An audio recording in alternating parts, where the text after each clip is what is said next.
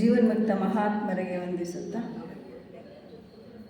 ಇಂದಿನ ಗೋಷ್ಠಿಯ ನಿರ್ದೇಶಕರೇ ಹಾಗೂ ಈ ಗೋಷ್ಠಿಯ ವ್ಯವಸ್ಥಾಪಕರೇ ಮತ್ತು ಸಹೋದರ ಸಹೋದರಿ, ಜಿ ಕೃಷ್ಣಮೂರ್ತಿಯವರು ನಮ್ಮನ್ನೆಲ್ಲ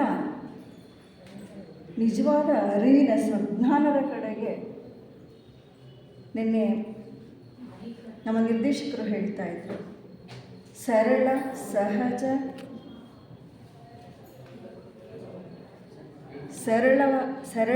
ಸಹಜ ಬೋಧೆಯ ಎಡೆಗೆ ನಮ್ಮನ್ನು ಅವರ ಸಾಹಿತ್ಯ ಲೋಕದಿಂದ ಎಷ್ಟೋ ವರ್ಷಗಳಿಂದ ನಮ್ಮನ್ನು ಆ ಅರಿವನ್ನು ಮೂಡಿಸಿ ಅರ್ಥ ಮಾಡಿಸಿ ಆ ಕಡೆಗೆ ನಮ್ಮನ್ನು ಕರೆದುಕೊಂಡು ಹೋಗ್ತಾ ಇದ್ದಾರೆ. ಆದರೆ ಹೋಗಬೇಕಾಗಿರೋರು ಯಾರು? ಹೋಗ್ತಾ ಇದ್ದೀವಿಯೇ? ಇಂದಿನ ಉಪನ್ಯಾಸದಲ್ಲಿ ನಾವು ಕೇಳಿದ್ವಿ, ಜೊತೆಯಲ್ಲಿ ಜೆ ಕೃಷ್ಣಮೂರ್ತಿಯವ್ರ ಜೊತೆಯಲ್ಲಿ ಹೋಗೋಣ ಅಂತ ಹೇಳಿದರು. ಆದರೆ ನಾವು ಹೋಗೋದಕ್ಕೆ ಏನು ಮಾಡ್ತಾ ಇದ್ದೀವಿ? ಹೋಗೋದಕ್ಕೆ ತಯಾರಿಲ್ಲ, ರೆಡಿ ಇಲ್ಲ. ಯಾಕೆ ಅಂತ ಹೇಳಿದ್ರೆ ನಮ್ಮ ಹಿರಿಯರು ಯಾವಾಗಲೂ ಈ ಪದವನ್ನು ಬಳಸಿ ಹೇಳ್ತಾ ಇದ್ರು. ಯಾಕೆ ನಮ್ಗೆ ಆಗ್ತಾ ಇಲ್ಲ ಅಂದರೆ, ನಾವು ನಮ್ಮ ಹಳೇ ಜಾಡನ್ನೇ ಹಿಡಿದು ಅದೇ ರೀತಿಯಾದಂತಹ ಜೀವನವನ್ನು ಜೀವಿಸ್ತಾ ಇದ್ದೀವಿ. ಎಲ್ಲಿಂದ? ಈ ಕ್ಷಣದವರೆಗೂ ಕೂಡ ಪ್ರತಿದಿನ ಪ್ರತಿ ಕ್ಷಣನೂ ಕೂಡ ಆ ರೀತಿ ಬದುಕ್ತಾ ಈ ಕ್ಷಣದವರೆಗೂ ಹಾಗೇ ಇದ್ದೀವಿ. ಆ ಸ್ಥಿತಿಗೆ ನಾವು ಹೋಗ್ಲಿಕ್ಕೆ ಆಗ್ತಾ ಇಲ್ಲ. ಯಾಕಪ್ಪ ಅಂದರೆ ನಾವೇ ಹೇಳ್ತೀವಿ, ನಮಗೆ ಇಂತಹ ಒಂದು ನೋಡಿ, ಜೆ ಕೆ ಅವ್ರ ಸಾಹಿತ್ಯವನ್ನು ನೆನ್ನೆಯಿಂದ ನಾವು ತಿಳ್ಕೊಳ್ತಿದ್ದೀವಿ. ಇಂಥ ಉಪನ್ಯಾಸದ ವಿಚಾರವನ್ನು, ಆ ಜ್ಞಾನವನ್ನು ಅರ್ಥ ಮಾಡಿಕೊಂಡಾಗ ತಿಳ್ಕೊಂಡಾಗ ನನಗನ್ನಿಸುತ್ತೆ ನಾನು ಕೂಡ ಅದನ್ನು ಹೊಂದಬೇಕು, ಪಡಿಬೇಕು ಅಂತ ಅನಿಸುತ್ತೆ ಅಂತೀವಿ. ಆದರೆ ಆಗ್ತಾ ಇಲ್ಲ ಅನ್ನೋದಕ್ಕೆ ಯಾವುದು ನಮ್ಮನ್ನು ಬಿಡ್ತಿಲ್ಲ ಅಂತಿದ್ದೀವಿ? ಯಾವುದು ಬಿಡ್ತಾ ಇಲ್ಲ ನಮ್ಮನ್ನು? ಆಸೆ ಬಿಡ್ತಾ ಇಲ್ವೋ? ನಾವು ಆಸೆ ಬಿಡ್ತಿಲ್ವೋ? ನಮ್ಮನ್ನು ಆಸೆ ಬಿಡ್ತಾ ಇಲ್ವೋ? ನೋಡಿ, ಪ್ರಶ್ನೆ ಹಾಕ್ಕೊಳ್ಬೇಕು ನಾವು. ನಾವೇನು ಅಂದ್ಕೊಂಡಿದ್ದೀವಿ ಇಲ್ಲಿವರೆಗೂ? ಆಸೆ ನಮ್ಮನ್ನು ಬಿಡ್ತಾ ಇಲ್ಲ ಅಂದ್ಕೊಂಡಿದ್ದೀವಿ. ಆದರೆ ಆಸೆನ ನಾವು ಬಿಟ್ಟು ಒಂದು ಕ್ಷಣನೂ ಇರಲಾರದ ಸ್ಥಿತಿನಲ್ಲಿ ನಾವಿದ್ದೀವಿ. ಹೇಗೆ ಅಂತ ಹೇಳಿದ್ರೆ, ಒಂದೇ ನಾಣ್ಯದ ಎರಡು ಮುಖಗಳಿದ್ದ ಹಾಗೆ. ಒಂದು ಕಾಯಿನಲ್ಲಿ 2 ಫೇಸ್, 2 ಮುಖ ಇರಬೇಕು, ಆಗಲೇ ಇದು ಚಲಾವಣೆ. ಹಾಗೆ ನಾವು ನನ್ನ ಬಿಟ್ಟು ಆಸೆ ಇಲ್ಲ, ಆಸೆ ಬಿಟ್ಟು ನಾನಿಲ್ಲ ಅನ್ನೋ ಥರ ಬದುಕ್ತಾ ಇದ್ದೀವಿ ಅಷ್ಟೆ. ವಾಸ್ತವ ಅದಲ್ಲ. ಅದಕ್ಕೆ ಈ ಮೂಲ ಗ್ರಂಥ, ಇಂಗ್ಲೀಷ್ ಗ್ರಂಥದಲ್ಲಿ ಅವರು ಆ ಪದಗಳ ಡಿಸೈರ್ ಅಂತ ಹೇಳ್ತಾರೆ. ಡಿಸೈರ್ ಅನ್ನೋ ಪದಕ್ಕೆ ಎಷ್ಟೊಂದು ನಿಘಂಟಿನ ಪ್ರಕಾರ ಎಷ್ಟೊಂದು ಅರ್ಥವನ್ನು ಕೊಡ್ತದೆ ಅಂತ. ಹಂಬಲ, ಆಸೆ, ಬೇಡಿಕೆ, ಇಷ್ಟ, ಬಯಕೆ, ಕೋರಿಕೆ, ಅಪೇಕ್ಷೆ, ಇಷ್ಟೂ ಸೇರಿಕೊಂಡಿದೆ ಈ ಡಿಸೈರಲ್ಲಿ. ಆಸೆ ಅನ್ನೋದು ಒಂದು ಪದ ಅಷ್ಟೆ. ಆ ಡಿಸೈರ್ ಅನ್ನೋ ಒಂದು ಇದರಲ್ಲಿ ಎಷ್ಟೊಂದು ಇದಾವಪ್ಪ ಅಂತೇಳಿ. ಏನೇನಿದೆ ಅದು? ಹಂಬಲ ಇದೆ, ಹಂಬಲಿಸ್ತಾ ಇದ್ದೀವಿ, ಆಸೆ ಪಡ್ತಾ ಇದ್ದೀವಿ, ಇಷ್ಟಪಡ್ತಾ ಇದ್ದೀವಿ. ಏನನ್ನ ಇಷ್ಟಪಡ್ತಿದ್ದೀವಿ, ಏನನ್ನು ಹಂಬಲಿಸ್ತಿದ್ದೀವಿ, ಏನನ್ನು ಆಸೆ ಪಡ್ತಾ ಇದ್ದೀವಿ, ಏನನ್ನು ಬಯಕೆ, ಕೋರಿಕೆ, ಅಪೇಕ್ಷೆ ಎಷ್ಟಿದೆ ನಮ್ಮಲ್ಲಿ. ಕೊನೆ ಅಂತ ಇದೆಯಾ ನಮಗೆ? ಇವೆಲ್ಲಕ್ಕೂ ಕೂಡ ನೆವರ್ ಎಂಡ್, ನಾನ್ ಸ್ಟಾಪ್ ಅಂತ ಹೇಳ್ಬೋದು. ನಾನ್ ಸ್ಟಾಪೇ ಇಲ್ಲ. ಎಲ್ಲಿವರೆಗೂ ಕರ್ಕೊಂಡು ಹೋಗ್ತಾ ಇದೆ ಅಂತ ಹೇಳಿದ್ರೆ, ರೇಷ್ಮೆ ಹುಳು ತನ್ನ ಗೂಡನ್ನು ತಾನೇ ಕಟ್ಕೊಂಡದ್ರೊಳಗಡೆ, ಹಾಗೆ ನಾವು ಕೂಡ ಆಸೆ ಅನ್ನೋ ಒಂದು ಬಲೆಯಲ್ಲಿ ನಮ್ಮನ್ನು ನಾವು ಸೇರಿಸ್ಕೊಂಡು ಒಳಗಡೆ ಬಂದಿ ಹಾಕ್ಬಿಟ್ಟಿದ್ದೇವೆ. ಅದಕ್ಕೆ ಅವ್ರಿಗೆ ಹೇಳ್ತಾ ಇದ್ದಾರೆ ಜೆ ಕೃಷ್ಣಮೂರ್ತಿಯವರು, ನಮ್ಮಲ್ಲಿ ಅನೇಕರಿಗೆ ಆಸೆ ಎಂಬುದು ಒಂದು ದೊಡ್ಡ ಸಮಸ್ಯೆ. ನಾವು ಏನೇನೋ ಸಮಸ್ಯೆ ಅಂದ್ಕೊಂಡ್ಬಿಟ್ಟಿದ್ದೀವಿ. ಆದರೆ ಆಸೆ ಸಮಸ್ಯೆ ಅಂತ ಯಾವತ್ತಾರು ಅನಿಸಿದೆಯಾ ನಮಗೆ? ಸಮಸ್ಯೆ ಅಂದರೆ ಕನ್ನಡ ಪದ ಸಮಸ್ಯೆ, ಅದಕ್ಕೆ ಇಂಗ್ಲೀಷ್ ಪದ ಅದು ಚೆನ್ನಾಗಿ ನಮಗೆ ಸ್ವಲ್ಪ ಅನ್ವಯಿಸುತ್ತೆ. ಸಮಸ್ಯೆ ಅನ್ನೋದಕ್ಕಿಂತಲೂ ಪ್ರಾಬ್ಲಮ್. ನಮಗೇನೇ ಪ್ರಾಬ್ಲಮ್ ಆದರೂ ಏನು ಮಾಡ್ತೀವಿ? ಪ್ರಾಬ್ಲಮ್ ಆದರೆ ಏನು ಮಾಡ್ತೀವಿ? ತೊಂದರೆ ಆದರೆ ಏನು ಮಾಡ್ತೀವಿ? ಈ ಯೋಚನೆ ಮಾಡಿ ನಿವಾರಣೆ ಮಾಡೋದಕ್ಕೆ ಹೊರಡ್ತೀವಿ, ತಯಾರಾಗ್ತೀವಿ. ಆದರೆ ಇಲ್ಲಿ ಉದಾಹರಣೆಗೆ ಕಣ್ಣಿನ ಸಮಸ್ಯೆ, ಕಣ್ಣಿನ ಪ್ರಾಬ್ಲಮ್ ಆದರೆ ಹೋಗ್ತೀವಿ. ಇನ್ನೆಲ್ಲ ಏನು ಬೇಕಾದರೂ ಸಮಸ್ಯೆಗಳು ಬಂದರೆ, ಪ್ರಾಬ್ಲಮ್ ಆದರೆ ಹಾರ್ಟ್ ಪ್ರಾಬ್ಲಮ್, ಎಲ್ಲ ಪ್ರಾಬ್ಲಮ್ಗೂ ಏನು ಮಾಡ್ತಾ ಹೋಗ್ತೀವಿ? ಪರಿಹಾರವನ್ನು ಹುಡ್ಕೊಂಡು ಆ ಪ್ರಾಬ್ಲಮ್ಮನ್ನು ನಿವಾರಣೆ ಮಾಡೋದಕ್ಕೆ ನಾವು ಹೊರಡ್ತಾ ಇದ್ದೀವಿ. ಆದರೆ ಇಲ್ಲಿ ಆಸೆನೇ ಸಮಸ್ಯೆ ಎಂದಾಗ, ಆಸೆನೇ ಪ್ರಾಬ್ಲಮ್ ಆಗ್ತಾ ಇದೆ ಅಂತ ನಮ್ಗೆ ಅನ್ನಿಸ್ತಾ ಇಲ್ವಲ್ಲ, ಯಾಕೆ ಅಂತ ಮುಂದೆ ಹೇಳ್ತಾ ಹೋಗ್ತಾರೆ. ಇದನ್ನು ನಾವು ಚೆನ್ನಾಗಿ ನಾನು ಮೊದಲನೇ ವಾಕ್ಯ, ನಮ್ಮಲ್ಲಿ ಅನೇಕರಿಗೆ, ಎಲ್ರಿಗೂ ಅಲ್ಲ, ಅನೇಕರಿಗೆ ಆಸೆ ಎಂಬುದು ಒಂದು ದೊಡ್ಡ ಸಮಸ್ಯೆ. ಈ ಸಣ್ಣ ಸಣ್ಣ ಸಮಸ್ಯೆಗಳನ್ನೇನೋ ನಿವಾರಣೆ ಮಾಡ್ಕೊಂಡು ಬಿಡ್ತೀವಿ, ಆಪ್ರೇಷನ್ ಮಾಡಿಸ್ತೀವಿ, ಏನೋ ಪರಿಹಾರ ಇದೆ. ಆದರೆ ಈ ಆಸೆ ಎನ್ನುವ ಒಂದು ಸಮಸ್ಯೆಯ ಸುಳಿನಲ್ಲಿ ನಾನೇ ಇಲ್ಲದೆ ಇರೋ ತರಹ ಆಗೋಗ್ಬಿಟ್ಟಿದ್ದೀನಲ್ಲ. ಈ ಸಮಸ್ಯೆ ಎನ್ನೋದನ್ನು ನಾವು ಅರ್ಥ ಮಾಡ್ಕೊಳ್ಳೋ, ಈ ಬೇಸ್ ಮೇಲೆ ನಾವು ಮುಂದಿನ ಅಧ್ಯಯನವನ್ನು ನಡೆಸ್ಬೇಕು. ನಾವು ಈ ಸಮಸ್ಯೆ, ಆಸೆ ಅನ್ನೋದೇ ಸಮಸ್ಯೆ. ಹೆಂಗೆ ಸಮಸ್ಯೆ, ಹೆಂಗೆ ಪ್ರಾಬ್ಲಮ್ ಅಂತ ಹೇಳಿದ್ರೆ, ಆಸೆ ನಮ್ಮನ್ನು ಎಲ್ಲಿ ಕರ್ಕೊಂಡೋಗ್ಬಿಡ್ತದ? ಆಸೆಯ ಮೂಲ ಯಾವುದು? ಎಲ್ಲಿ ಕರ್ಕೊಂಡೋಗ? ಹೆಂಚು ಆಸೆಯೇ. ಇದು ಯಾವಾಗಿಂದ ತಿಳ್ಕೊಂಡಿದ್ದೀವಿ? ಆದರೆ ಆ ಸತ್ಯದ ಅರಿವು ಆಗಿದೆಯೋ? ಯಾಕೆ? ಪ್ರಶ್ನೆ ಹಾಕ್ಕೊಂಡು, ನೀನು ಬೇರೆದಕ್ಕಿಲ್ಲಾದರೂ ಪ್ರಶ್ನೆ ಹಾಕ್ಕೊಂಡು ಪರಿಹಾರ ಮಾಡ್ತೀವಲ್ಲ. ಇದು ಸಮಸ್ಯೆ ಅಂತ ಅಂದ ಮೇಲೆ ದುಃಖ ಯಾರಿಗೆ ಬೇಕಾಗಿದೆ? ಬೇಕಂದರೆ ಕೈ ಎತ್ತಿ ಅಂದರೆ ದುಃಖ ಯಾರಿಗೆ ಬೇಕಂದರೆ ಯಾರು ಇಷ್ಟಪಡಲ್ಲ. ಆದರೆ ದುಃಖಕ್ಕೆ ಮೂಲ ಆಗಿರೋಂಥ ಆಸೆನ ಮಾತ್ರ ಇಡ್ತಾ ಇಲ್ಲ. ಜೊತೆಗೆ ಆಸೆ ಅನ್ನೋದು ಒಂದು ಪ್ರಾಬ್ಲಮ್, ಒಂದು ಸಮಸ್ಯೆ ಅನ್ನೋದನ್ನು ನೆನ್ಪಿಟ್ಕೊಳ್ಬೇಕು. ಅದಕ್ಕೆ ಹೇಳ್ತಾರೆ, ಆ ಬೇಸ್ ಮೇಲೆ ನಾವು ನೋಡ್ತಾ ಹೋಗಬೇಕು. ಏನೇನು ಪ್ರಾಬ್ಲಮ್ನ ಮಾಡ್ತಾ ಇದೆ, ಏನೇನು ಆಸೆ ಪ್ರಲೋಭನೆ ಏನು ಮಾಡ್ತಾ ಇದೆ.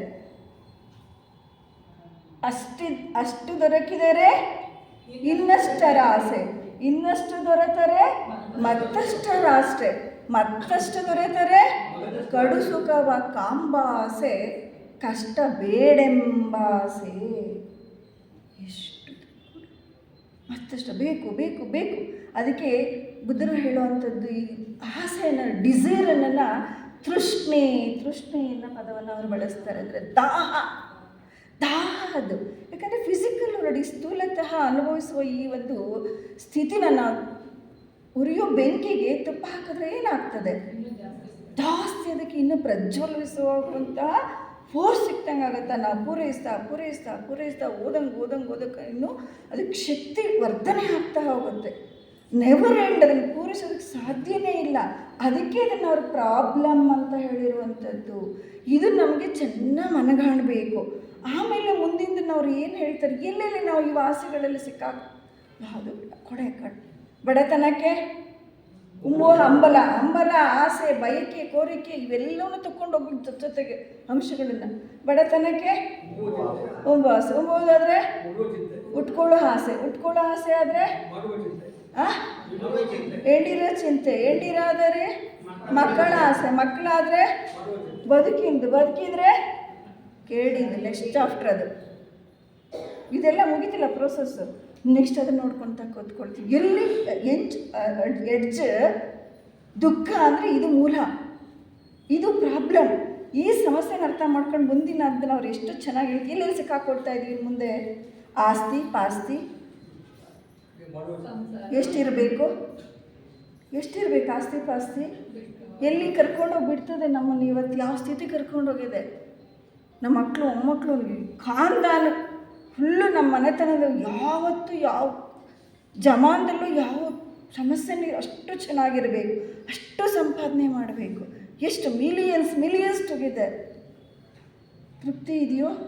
ಅಲೆಕ್ಸಾಂಡರ್ ನಮಗೆ ಗೊತ್ತಿದೆ, ಎಷ್ಟು ಆಸ್ತಿ, ಅದಕ್ಕೆ ಇಡೀ ಜೀವನ ಪರ್ಯಂತ ದುಡಿತಾ ಇದ್ದೀವಿ, ಕಷ್ಟಪಡ್ತಾ ಇದ್ದೀವಿ, ಜೀವನನೆಲ್ಲ ಅದಕ್ಕೆ ಅರ್ಪಿಸ್ಕೊಳ್ತೀವಿ, ಎಲ್ಲ ಅದಕ್ಕೆ ಕಳೀತಾ ಇದ್ದೀವಿ. ಮುಂದಿನ ಸ್ಥಾನ ಮಾನ ಒಂದೊಂದು ಎಲ್ಲಿ ನಾವು ತುಟ್ಟ ತುದಿಗೆ ಪತಂಗ ಗೊತ್ತಲ್ಲ, ಅದಕ್ಕೆ ಪತಂಗ ಹುಳು, ಅದು ಬೆಂಕಿ ಅಂದರೆ ಅದಕ್ಕೆ ಬೆಳಕೋಗೆ ತುಂಬ ಇಷ್ಟ. ಅದು ಏನು ಮಾಡುತ್ತೆ, ಅದ್ರ ಹತ್ರ ಬಂದ್ಬಿಟ್ಟು ಸುಟ್ಟು ಹೋಗ್ಬಿಡುತ್ತೆ. ಅದು ಆಸೆಯಿಂದ ಬರುತ್ತೆ, ಸುಟ್ಟು ಜೀವನನೇ. ಇದು ನಮಗೆ ನೆನಪಿರ್ಬೇಕು, ಯಾವ ಕ್ಷಣ ಸುಡುತ್ತೆ ಅಂದರೆ ನನ್ನನ್ನು ದುಃಖದ ಮೂಲಕ್ಕೆ ಕರ್ಕೊಂಡು ಹೋಗುತ್ತೆ. ಇದು ಒಂದು ಪ್ರಾಬ್ಲಮ್, ಸಮಸ್ಯೆಯನ್ನು ನೆನಪಿನಲ್ಲಿ ನೋಡಿ. ಇವತ್ತು ಆಸ್ತಿ ಎಲ್ಲ ಅಷ್ಟೇ ಮಾಡಬೇಕು, ಇರಬೇಕು, ಎಷ್ಟು ಜವಾಬ್ದಾರಿ ಕರ್ತವ್ಯವನ್ನು ನಿರ್ವಹಿಸುವಂಥ ನಿಟ್ಟಿನಲ್ಲೇ ಇರಬೇಕು. ಅದೇ ಹಂಬಲ ಆಗಬಾರ್ದು, ಅದೇ ಬಯಕೆ ಆಗಬಾರ್ದು. ಅದಕ್ಕೆ ಮುಂದೆ ಹೇಳಿ, ಸ್ಥಾನಮಾನ ಎಷ್ಟಿರಬೇಕು, ಯಾವುದು ಸಿಗಬೇಕು, ಎಷ್ಟನ್ನು ಪಡಿಬೇಕು, ಬರೀ ಅದೇ ಗೀಳು, ಹಂಬಲ, ಭಯಕ್ಕೆ. ಎಷ್ಟು ಸ್ಥಾನಮಾನಗಳು ಬೇಕು, ಎಷ್ಟು ಎತ್ತರದ ಸ್ಥಾನಮಾನಗಳು ಬೇಕು. ಸಮಯ ಇಲ್ಲದೇ ಇರೋದ್ರಿಂದ ಸ್ವಲ್ಪ ಚುಟುಕಾಗಿ ಅದನ್ನು ನೋಡ್ತಾ ಹೋಗೋಣ. ಎಷ್ಟೆಷ್ಟು ಎಷ್ಟು ಹೇಳ್ತಾ ಇದ್ದೀನಿ ನಮ್ಮ ನಿರ್ದೇಶಕರು, ಎಷ್ಟು ಕುರ್ಚಿಗಳು ಬೇಕು ನಮಗೆ. ಆ ಸಿಕ್ಕರೆ ಸಮಾಧಾನ ಇದೆಯಾ, ತೃಪ್ತಿ ಇದೆಯಾ? ಇಲ್ಲ. ಮತ್ತೆ ಎಂತ ಬರ್ತೈತೆ, ಅಷ್ಟು ವರ್ಷ ಇರಬೇಕು, ನಾನು ಸಾಯೋವರೆಗೂ ಬೇಕು. ಆ ಸ್ಥಿತಿ ಉಳಿಸ್ಕೊಳ್ಬೇಕು ಅನ್ನೋ ಹಂಬಲ, ಬಯಕೆ, ಅಪೇಕ್ಷೆ ಉಂಟಾಗ್ಬಿಡತ್ತೆ. ಒಂದು ಸ್ವಲ್ಪ ಜಾಗ ಕೊಟ್ಟರೆ ಸಾಕು, ಪೂರ್ತಿ ಆಕ್ರಮಣ ಮಾಡಿಕೊಡ್ತದೆ. ಅದಕ್ಕೆ ಹೇಳ್ತಾರೆ, ಇನ್ನು ಯಾವ ಪ್ರೇಮಿಸಲ್ಪಡಬೇಕೆಂಬ ಆಸೆ, ಅಧಿಕಾರವು ಸೌಕರ್ಯ, ಅಧಿಕಾರ, ಎಷ್ಟು ಅಧಿಕಾರ ಬೇಕು, ಇಷ್ಟಿಷ್ಟು. ಎಲ್ಲೆಲ್ಲೂ ನೋಡಿದ್ರೆ ನಮ್ಮ ಚಾಪನ್ನು ಒತ್ತುತ್ತೀವಿ, ಟಸ್ಸೆ ಅಂತಾರೆ. ಎಲ್ಲೆಲ್ಲೂ ನನ್ನ ಅಧಿಕಾರದ ಟಸ್ಸೆ ಬೇಕು, ಎಲ್ಲೆಲ್ಲೂ ಚಾಪನ್ನು ಮೂಡಿಸ್ಬೇಕು. ಯಾತಕ್ಕೋಸ್ಕರ? ನನ್ನ ಅಧಿಕಾರನ ಚಲಾವಣೆ ಮಾಡೋದಕ್ಕೋಸ್ಕರ. ಸೌಕರ್ಯ, ಎಷ್ಟು ಸೌಕರ್ಯವನ್ನು ಬೇಕು, ಎಷ್ಟು ಮನೆ ಬೇಕು, ಎಂಥ ಕಾರು ಬೇಕು, ಡ್ಯಾಶ್ ಡ್ಯಾಶ್ ಡ್ಯಾಶ್ ನೋಡ್ಕೊಳ್ತಾ ಹೋಗೋಣ. ಇದೇ ಎಲ್ಲಿ ಸಮಸ್ಯೆ, ಪ್ರಾಬ್ಲಮ್ ಮಾಡ್ಕೊಳ್ತಾ ಇದ್ದೀವಿ. ಯಾರೂ ಹೊರಗಡೆಯಿಂದ ಪ್ರಾಬ್ಲಮ್ ಮಾಡ್ತಿಲ್ಲ, ಬೇರೆಯವ್ರ ಮೇಲೆ ಹೇಳ್ತಾ ಇದ್ದೀವಿ. ಆದರೆ ಇಲ್ಲಿ ನಾವು ಪಡ್ಕೊಳ್ತಾ ಇರುವಂತಹ ಒಂದು ಸ್ಥಿತಿನ ಮುಂದುವರಿಕೆಯಲ್ಲಿ ಏನೇನು ಬರ್ತದೆ? ಅಮರತ್ವ, ಶಾಶ್ವತವಾಗಿರುವಂಥದ್ದು. ಯಾವುದು ಶಾಶ್ವತವಾಗಿರೋದು? ಯಾವುದು ಶಾಶ್ವತವಾಗಿದೆ? ನಮ್ಮ ಮನೆ ಶಾಶ್ವತನ, ನಮ್ಮ ಆಸ್ತಿ ಶಾಶ್ವತನ, ನಾವೇ ಶಾಶ್ವತನ? ಮತ್ತು ಹಂಗೆ ಅನ್ಕೊಂಡು ಮಾಡ್ತಾ ಇದ್ದೀವಲ್ಲ ಇಡೀ ಜೀವನನೆಲ್ಲ, ಅದಕ್ಕೋಸ್ಕರನೇ ಶ್ರಮಿಸ್ತಾ ಇದ್ದೀವಲ್ಲ. ಅದಕ್ಕೆ ಹೇಳ್ತಾರೆ, ಮುಂದೆ ಇಷ್ಟಾದರೆ ಮುಂದೆ ತೃಪ್ತಿ ಕೊಡುವ. ತೃಪ್ತಿ ಸಿಗೋಕ್ಕೆ ಸಾಧ್ಯ ಇದೆಯಾ? ಹೊರಗಡೆ ಬೀಯಿಂಗ್ ಕೇಳ್ತಾನೆ ಇದ್ದೀವಿ. ಆಗುವಿಕೆಯಲ್ಲಿ ಅರ್ಥ ಆಗ್ಬಿಡೋಕೆ ಏನು ಮಾಡಬೇಕು? ಆಸೆ ಇದೆ, ಯಾವುದಾದ್ರೂ ಬಯಕೆ, ಕೋರಿಕೆ, ಇವೆ ಹಂಬಲ ಏನು ಬಂದರೂ ಕೂಡ ಇದೆಯೇ ಎಲ್ಲಿ ಕರ್ಕೊಂಡು ಹೋಗ್ತದೆ ಅನ್ನೋ ಒಂದು ಅರಿವಿರಬೇಕು ನಮಗೆ. ದುಃಖಕ್ಕೆ, ನಾಶಕ್ಕೆ, ಅಂತ್ಯಕ್ಕೆ ಅನ್ನೋದು ನಮಗೆ ಅರಿವಿನಿಂದ ದೂರ, ಬಿಡುಗಡೆ, ಡಿಟ್ಯಾಚ್ಮೆಂಟ್ಗೆ ನನ್ನನ್ನು ಕರ್ಕೊಂಡು ಹೋಗಬೇಕು. ಆದರೆ ನಾವು ಏನು ಮಾಡ್ತಾ ಇದ್ದೀವಿ? ಅಟ್ಯಾಚ್, ಬಂಧಿಸ್ಕೊಳ್ತಾ ಇದ್ದೀವಿ. ಒಂದೊಂದು ಆಸೆಯನ್ನು ಬಂದ ತಕ್ಷಣ ಅದಕ್ಕೆ ಹೇಳ್ತಾರೆ, ಒಂದು ವಸ್ತು, ವ್ಯಕ್ತಿ, ವಿಷಯ, ಯಾವುದೇ ವಿಚಾರ ಬಂದರೂ ಕೂಡ ಅದರ ದೋಷವನ್ನು ಮನಸ್ಸಿಗೆ ಪರಿಚಯ ಮಾಡಿಕೊಡ್ಬೇಕಂತ ಹೇಳ್ತಾರೆ. ಒಂದು ಆಸೆ ಬರುತ್ತಾ ಬರಲಿ, ಏನೇ ಬಂದರೂ ಕೂಡ ಅದರ ಉಪಯೋಗ ಏನಿದೆಯೋ ಅದನ್ನು ತೊಂದರೆ, ದೋಷವನ್ನೂ ಕೂಡ ನಾವು ಪರಿಚಯಿಸ್ಕೊಳ್ಬೇಕು, ಪರಿಚಯವನ್ನು ಮಾಡಿಕೊಳ್ಬೇಕು. ತೃಪ್ತಿ ಯಾವತ್ತೂ ಸ್ಯಾಟಿಸ್ಫೈಡ್ ಇಲ್ಲ, ಹೊರಗಡೆಯಿಂದ ಸಿಗೋದಿಲ್ಲ. ಇರೋದ್ರಲ್ಲಿ ನಾನು ತೃಪ್ತಿ ಪಡಬೇಕು. ಎಷ್ಟಿದ್ರೂ ಅದು ಗೊತ್ತಾಗಬೇಕು. ದಾಹ, ಈ ಫಿಸಿಕಲ್ ಲೋಯರ್ ಲೆವೆಲಲ್ಲಿ ಏನಿದೆಯೋ, ಈ ಸ್ಥೂಲತಃ ಇರುವಂತಹ ಯಾವುದೇ ವಿಚಾರವನ್ನು, ಅಂಶವನ್ನು ನಾವು ಯಾವತ್ತೂ ತೃಪ್ತಿಪಡಿಸೋದಕ್ಕೆ ಸಾಧ್ಯ ಇಲ್ಲ. ಆದರೆ ಏನು ಮಾಡ್ತಾ ಇದ್ದೀವಿ? ಅದಕ್ಕೋಸ್ಕರವೇ ಹಂಬಲಿಸ್ತಾ ಇದ್ದೀವಿ. ಅವಿನಾಶವಾದ, ಕಾಲಾತೀತವಾದ ವಸ್ತುವನ್ನು ಪಡೆಯುವ ಆಸೆ ಅಂತ ಹೇಳ್ತಾರೆ. ಇವೆಲ್ಲ ಆಸೆ ಆಸೆ ಆಸೆ ಅದ್ರ ಹಿಂದೆ ದುಂಬಾಲು ಬಿದ್ದು ಹೋಗ್ತಾ ಇದ್ದೀವಲ್ಲ. ಆದರೆ ಆಸೆ ಅಂದರೆ ಏನು ಅಂತ ನಮ್ಗೆ ಅರ್ಥ ಆಗಿದೆಯೋ? ಆಸೆ ಅಂದರೆ ಏನು? ನಾವು ಏನು ವಸ್ತುಗಳನ್ನು ಅಂದ್ಕೊಂಡಿದ್ದೀವೋ ಅದನ್ನು ಅನುಭವಿಸೋದಕ್ಕೆ ಸಂವೇದನೆ ಅಂತ ಹೇಳ್ತಾರೆ. ಇವು ಬಳಸ್ತಾ ಇರುವಂಥ ಪದ ಸಂವೇದನೆ. ಆ ಆಸೆಗಳನ್ನು ಪಡೆಯುವ ವಸ್ತು ಎಲ್ಲಿದ್ದಾವೆ? ಹೊರಗಡೆ ಇದೆ.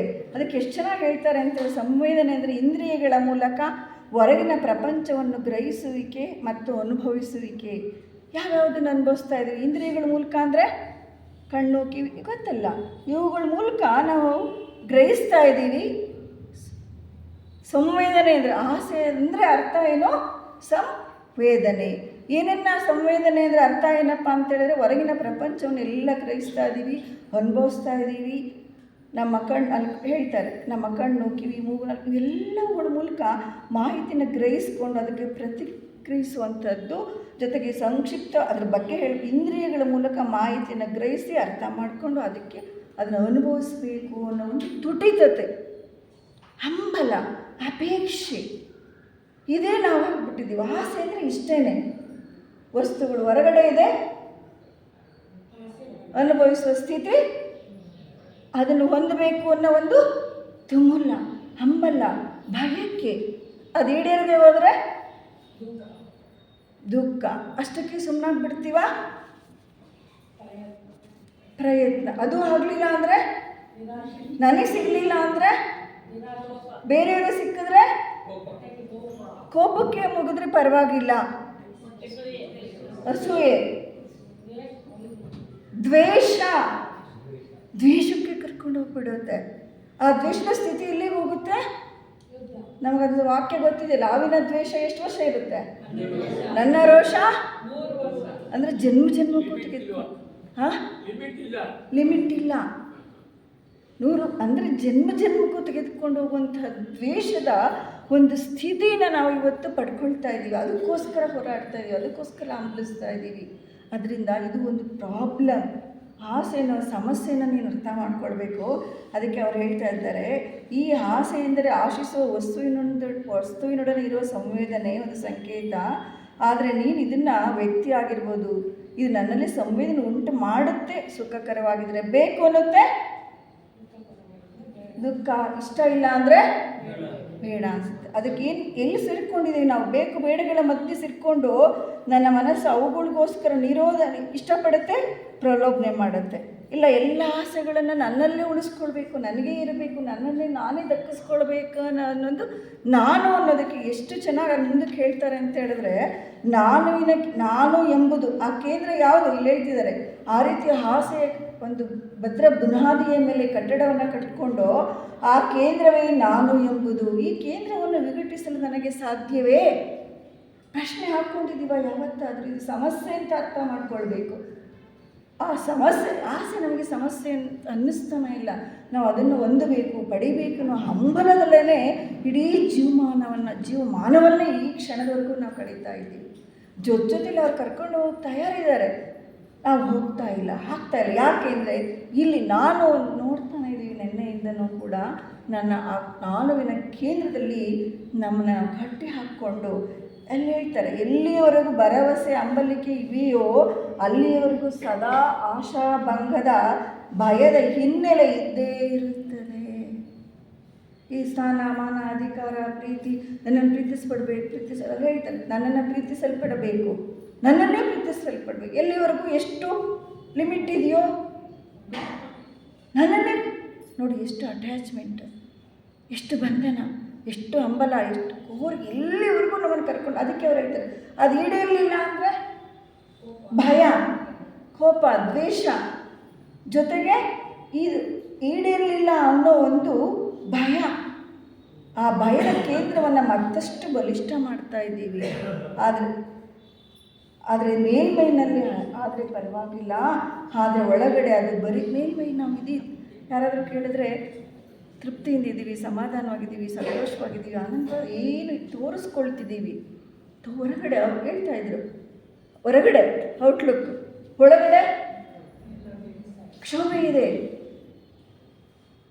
ದ್ವೇಷ ಇದೆ, ನಿರಾಸೆ ಇದೆ, ದುಃಖ ಇದೆ, ಎಲ್ಲವೂ ಇದೆ. ಆದರೆ ಮೇಲ್ಮೈನಲ್ಲಿ ನಾವು ಏನು ಮಾಡ್ತಾಯಿದ್ದೀವಿ? ತೋರಿಸ್ಕೊಳ್ತಾ ಇದ್ದೀವಿ. ಏನು ಆಸೆ ಏನಿಲ್ಲ, ನನಗೇನು 2 ಕೌಪಿ ಅಲ್ಲಿ ಹೇಳ್ತಾರೆ, 2 ಎಷ್ಟು ಸಿಂಪಲ್ ಲೈಫ್, ಹೈ ಥಿಂಕಿಂಗ್ ಅಂಥೇಳಿ. ಉನ್ನತವಾದ ಚಿಂತನೆಯನ್ನು ಮಾಡಬೇಕು, ಸರಳ ಜೀವನ. ಹೌದು, ಮೇಲ್ಮೈ ತೋರಿಸ್ಕೊಳ್ತೀವಿ, ಆದರೆ ಒಳಗಡೆ ಇಷ್ಟೆಲ್ಲ ಕೋರಿಕೆಗಳನ್ನು ನೆನಪಿನ ಆಳದಲ್ಲಿ ಇಟ್ಕೊಂಡ್ಬಿಟ್ಟಿದ್ದೀವಿ. ಇದು ಸಿಕ್ಕರೆ ನನಗೆ ಸಂತೋಷ, ಇದು ಸಿಕ್ಕರೆ ತೃಪ್ತಿ, ಸ್ಥಾನ, ಮಾನ, ಅಧಿಕಾರ, ನನ್ನನ್ನೇ ಪ್ರೀತಿಸ್ಬಿಡಬೇಕು. ನನ್ನ ಮಕ್ಕಳು, ನನ್ನ ಗಂಡ, ಪ್ರತಿಯೊಬ್ಬರು ಕೂಡ ನನ್ನವರು, ಅವರಿಂದ ನನಗಷ್ಟೇ ಸಿಗಬೇಕು. ಈ ಪ್ರೀತಿಯ ಒಂದು ಹಂಬಲದಿಂದ ಎಂಥ ಒಂದು ಪರಿಸ್ಥಿತಿನ ನಾವು ಅನುಭವಿಸ್ತಾ ಇದ್ದೀವಿ ಅನ್ನೋದನ್ನು ಒಂದು ಕ್ಷಣ ನಾವು ಚಿಂತಿಸಿದ್ರೆ ಸಾಕು. ಎಲ್ಲಿ ಕರ್ಕೊಂಡು ಅಲ್ಲಿ ಹೇಳ್ತಾ ಇದ್ದಾರೆ, ಅಲ್ಲಿ ಎಂತಹ ಒಂದು ಅಂಶವನ್ನು ಹೇಳ್ತಾರೆ ಅಂತ ಹೇಳಿದ್ರೆ, ಸಂವೇದನೆ ಯಾವಾಗಲೂ ನಮ್ಮದು ಮಾಡ್ತಾ ಮಾಡ್ತಾ ಅದನ್ನೇ ಅನುಭವಿಸ್ತಾ ಪಡಿತಾ ನಾವು ಏನು ಹಾಕ್ಬಿಟ್ಟಿದ್ದೀವಿ ಅಂತ ಹೇಳ್ತಾರೆ. ನೆನಪಿನ ಅಲ್ಲಿ ಆ ಸಂವೇದನೆಯನ್ನು ಬೆನ್ನಟ್ಟಿಕೊಂಡು ಹೋಗಿ ಆ ಸಂವೇದನೆ ಒಂದು ನೆನಪಾಗಿ ಬಿಡುತ್ತದೆ. ಅನುಭವಿಸ್ತಾ ಇದಿದ್ರೆ ನೆನಪೇನಾಗುತ್ತೆ? ಆ ಸಂವೇದನೆ ಅದು ನನಗೆ ಬೇಕು, ಬೇಡ, ಬೇಕು ಅನ್ನೋದನ್ನು ಇಷ್ಟಪಡ್ತೀವಿ, ಅದನ್ನು ಬಯಸ್ತೀವಿ, ಅಪೇಕ್ಷೆ ಪಡ್ತೀವಿ. ಇನ್ನು ಬೇರೆದನ್ನಾದರೆ ಬೇಡ ಅಂತ ಹೇಳ್ತೀವಿ. ಬೇಕು ಬೇಡಗಳ ನೆನಪಿದೆ, ಬೇಕುಗಳ ಹಿಂದೆ ಹೊಡ್ತಾ ಇದ್ದೀವಿ, ಬೇಡಗಳ ನಿರಾಸೆ. ಅದಕ್ಕೆ ಒಂದು ಕಡೆ ಹೇಳಿ, ಕಣ್ಣಿಲ್ಲದವನಿಗೆ ನೋಡೋ ಆಸೆ, ಕಿವಿ ಇಲ್ಲದವನಿಗೆ ಕೇಳೋ ಆಸೆ, ಕಾಲಿದವನ ಅಡಕೆ, ನಮಗೆಲ್ಲ ಇದೆ ನಿರಾಸೆ ದುರಾಸೆ ಅಂತ ಹೇಳ್ತಾರೆ. ಇಷ್ಟರಲ್ಲಿ ನಾವು ಏನು ಮಾಡ್ಕೊಳ್ತೀವಿ, ನೆನಪು ನಿರಾಸೆ ದುರಾಸೆಗಳ ಮೂಲಕ ಒಂದು ನೆನಪಿನ ಕೇಂದ್ರವನ್ನು ಮಾಡಿಕೊಂಡು ಅದ್ರ ಹೇಳ್ತಿದ್ದಾರೆ ಅವರು. ಆದ್ದರಿಂದ ಈ ಅನುಭವ ಮೃತವಾಯಿತು ಮತ್ತು ಮನಸ್ಸು ಗತಕಾಲದ ನೆನಪುಗಳ ಕೊಳೆತು ನಾರುತ್ತಿರುವ ಬರೆಯ ಒಂದು ಕೊಳ ಆಗುತ್ತದೆ. ಏನು ಮಾಡ್ಕೊಂಡು ಹೊರಗಡೆ ನೋಡಿ ನೀರಿದೆ, ಸೊಳ್ಳೆ ಬರುತ್ತೆ, ಎಲ್ಲ ಡಸ್ಟ್ ಇದೆ, ಪಾಚಿ ಇದೆ ಅಂತೀವಿ. ಅದರ ಒಳಗಡೆ ಏನು ಮಾಡ್ಕೊಂಡ್ಬಿಟ್ಟಿದ್ದೀವಿ? ನೆನಪಿನ ಕೊಳ, ಆ ಅನುಭವ, ಆ ಗತಕಾಲದ ಮನಸ್ಸಿನ ಗತಕಾಲದ ನೆನಪುಗಳ ಕೊಳೆತು ನಾರುತ್ತಿರುವ ಬರಿಯ ಒಂದು ಕೊಳ ಆಗಿ ಬಿಟ್ಟಿದೆ ನಮ್ಮ ಒಳಗಡೆ. ಯಾವತ್ತಾದರೂ ನಾವು ಅದನ್ನು ನೋಡ್ಕೊಂಡಿದ್ದೀವಿ? ಅವುಗಳನ್ನ ಅನುಭವಿಸ್ಬೇಕು, ಬಯಸ್ಬೇಕಂತಲೇ ಹೋಗ್ತಿದ್ದೀವಲ್ವ. ಅದಕ್ಕೆ ಹೇಳ್ತಾರೆ ಅವ್ರ ಮುಂದೆ, ಯಾವ ಸಮಯದಲ್ಲಿಯೂ ಒಂದು ಸೃಜನಾತ್ಮಕ ಸ್ಥಿತಿ ಇರುವುದೇ ಇಲ್ಲ. ನೈಜತೆ, ವಾಸ್ತವಿಕತೆ, ಸಹಜತೆ, ಸರಳತೆ, ನಿಜವಾದ ಜೀವನ.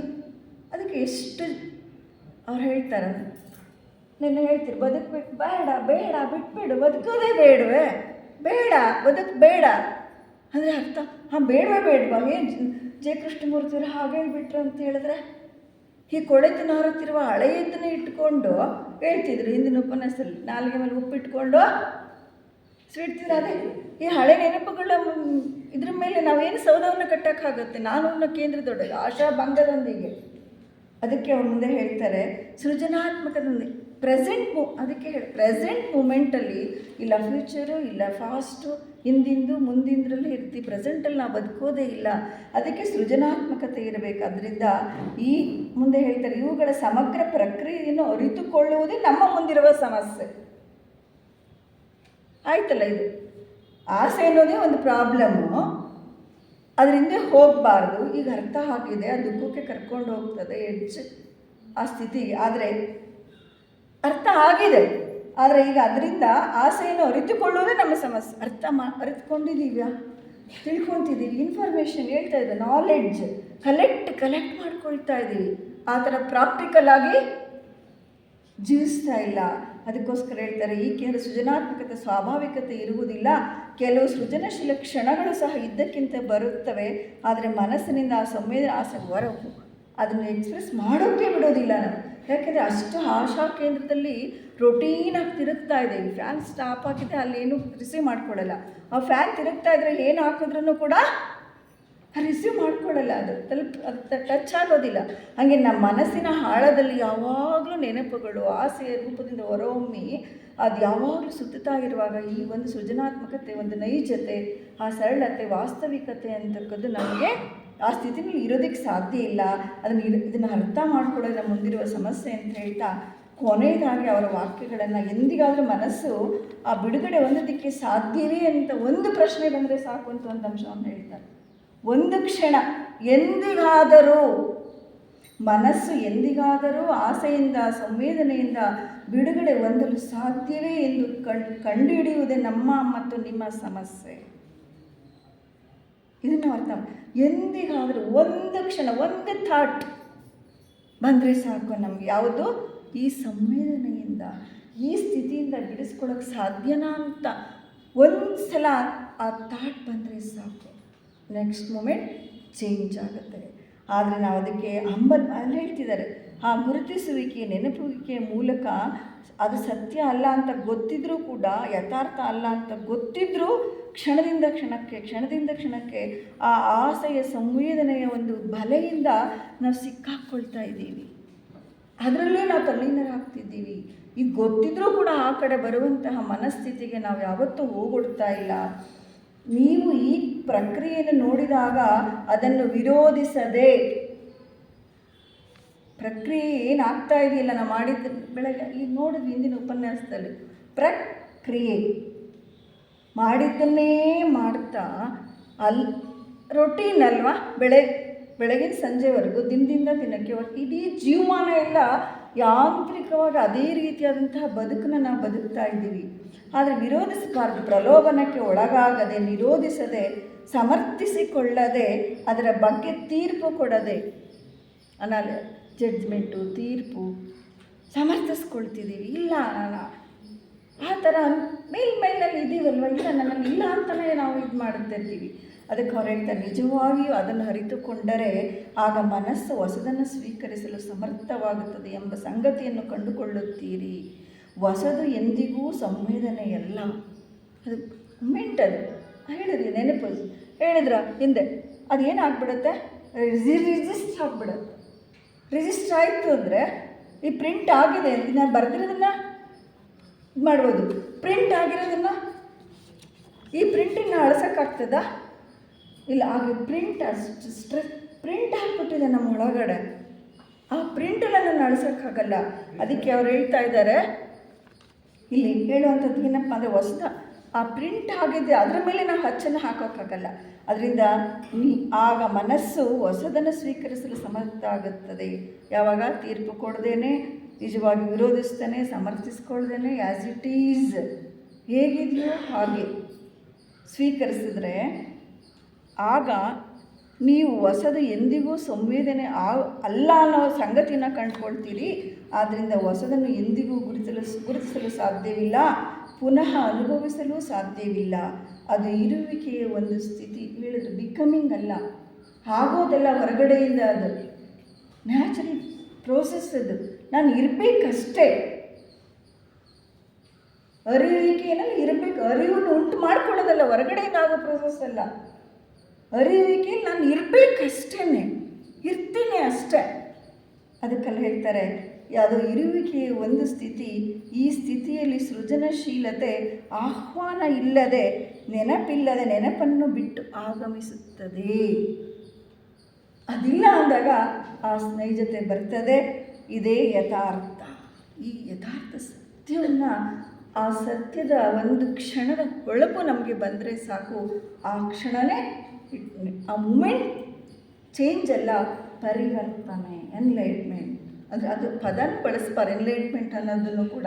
ಅವರನ್ನು ಇರೋದನ್ನು ಹಾಗೆ ನೋಡಬೇಕು. ಸೃಜನಾತ್ಮಕತೆ ಮೀನ್ಸ್ ಆ್ಯಸ್ ಇಟ್ ಈಸ್, ಹೇಗಿದೆಯೋ ಹಾಗೆ, ಹೇಗಿದೆಯೋ ಹಾಗೆ, ಏನು ಸ್ಥಿತಿ, everything is perfectly all right ಅಂತ, ಹೇಗಿದೆಯೋ ಎಲ್ಲ ಕಡೆ ಸರಿಯಾಗಿ ಹೇಗಿದೆಯೋ ಹಾಗೆ ಅದನ್ನು ಸ್ವೀಕರಿಸುವಂಥದ್ದೇ ಆ ಸೃಜನಾತ್ಮಕತೆ, ಸಹಜತೆ, ಸರಳತೆಯ ಆ ಬೋಧೆಯ ಅರಿವನ್ನು ನಾವು ಅರ್ಥ ಮಾಡಿಕೊಂಡು ಆ ಜೆ.ಕೆ.ಅವರ ಸಾಹಿತ್ಯದೊಂದಿಗೆ, ಜ್ಞಾನದೊಂದಿಗೆ, ಅವರ ಜೊತೆಯಲ್ಲಿ ಒಟ್ಟಾಗಿ ನಾವು ಹೋಗಲಿಕ್ಕೆ ಇರುವಂತಹ ಅವಕಾಶ ಪ್ರತಿ ಕ್ಷಣವೂ ನಮಗಿದೆ.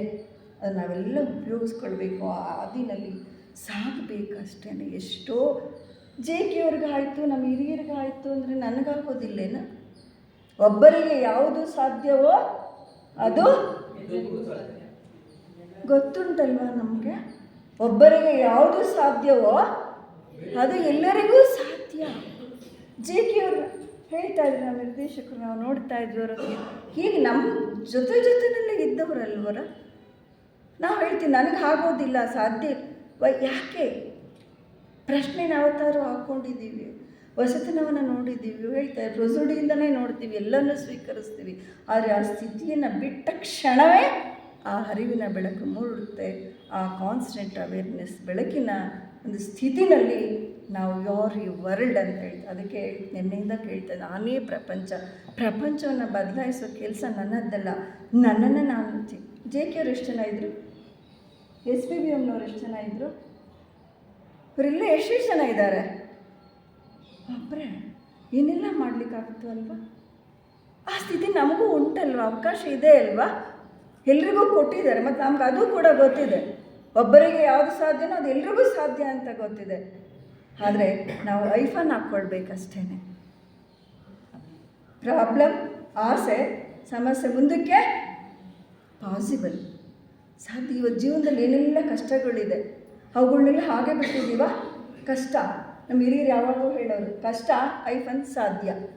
ಕಷ್ಟಗಳನ್ನು ಯಾವಾಗಲೂ ಕಷ್ಟಗಳ ಹಾಗೆ ಬಿಟ್ಟಿಲ್ಲ, ಸಾಧ್ಯವಾಗಿಸಿಕೊಂಡಿದ್ದೀವಿ, ಪಾಸಿಬಿಲಿಟಿನ ಪಡ್ಕೊಂಡಿದ್ದೀವಿ.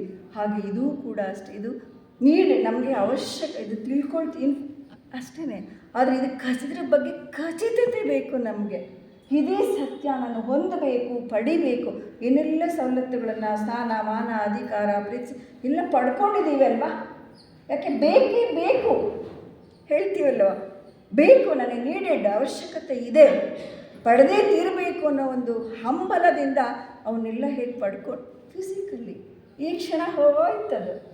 ನಾನು ಇರೋವರೆಗೂ ಗೊತ್ತಿಲ್ಲ, ಟೈಮ್ ನಮ್ಗೆ ಗೊತ್ತಿದೆಯಾ? ನನ್ನೊಂದಿಗೆ ಹೊರಟೋಗ್ಬಿಡುತ್ತೆ. ಇದಕ್ಕೆ ಇಷ್ಟೆಲ್ಲ ಹಂಬಲಿಸಿ ಪಡಿತಾ ಇದ್ದೀವಿ ಅಂತ ಹೇಳಿದ್ರೆ, ಇಂತಹ ಒಂದು ಸ್ಥಿತಿನ ಹೊಂದೋದಕ್ಕೆ ಕೊಟ್ಟಿರುವಂಥ ಅವಕಾಶವನ್ನು ನಾವೆಷ್ಟು ಆರಾಮಾಗಿ ನಿಶ್ಚಿಂತವಾಗಿ ಇದ್ದೀವಲ್ಲ, ಯಾತಕ್ಕೆ? ಸಮಯ ಇದೆಯಾ? ಪ್ರಶ್ನೆ ಹಾಕ್ಕೊಳ್ತಾ ಇದ್ದೀವ? ಇಷ್ಟೆಲ್ಲ ಅವಕಾಶಗಳನ್ನು ಕೊಟ್ಟಿದೆ, ನಾವು ಪಡ್ಕೊಂಡಿದ್ದೀವಿ ಅಂತ ಒಂದು ಸ್ಥಿತಿಯ ಒಂದು ಬೆಳಕನ್ನು ನಾವು ನೋಡೋಣ, ಅರಿವನ್ನು ಉಂಟು ಮಾಡಿಕೊಂಡು ಆ ಬಿಡುಗಡೆಯ ಒಂದು ಆ ಒಂದು ಸ್ಥಿತಿಗೆ ನಮ್ಮನ್ನು ನಾವು ಪ್ರಜ್ಞಾರೂಪವಾಗಿ ಹೋಗೋಣ. ಇಂಥ ಅವಕಾಶಗಳನ್ನು ನಮಗೆ ಕಲ್ಪಿಸಿಕೊಟ್ಟಿದ್ದಾರೆ. ನಿಜಕ್ಕೂ ಕೂಡ ನಾವು ಅದೃಷ್ಟವಂತರು, ಪುಣ್ಯವಂತರು ಅಂತ ಅಂದ್ಕೊಂಡು ಅಷ್ಟೇ ಇದ್ದರೆ ಅಷ್ಟಕ್ಕೆ ಸಾಲೋದಿಲ್ಲ.